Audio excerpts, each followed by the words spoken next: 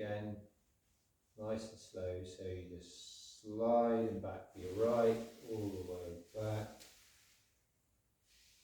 That's it. Yeah.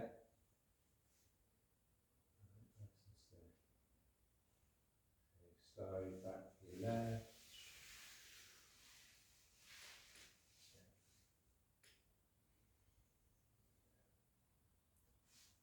Slide back to your right.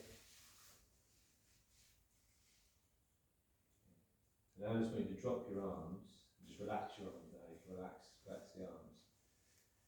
Now what you can do with the feet, so again, nice and relaxed, and all you're going to do is slide. So you're going to slide forward to the right, that's it. Yeah, have your hands wherever they're comfortable behind your back, just relaxing there.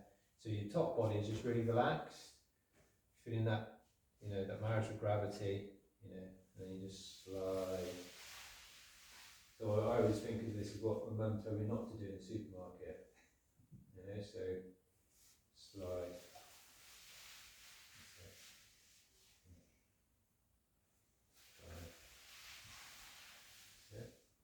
Then just do that in reverse now, so slide back.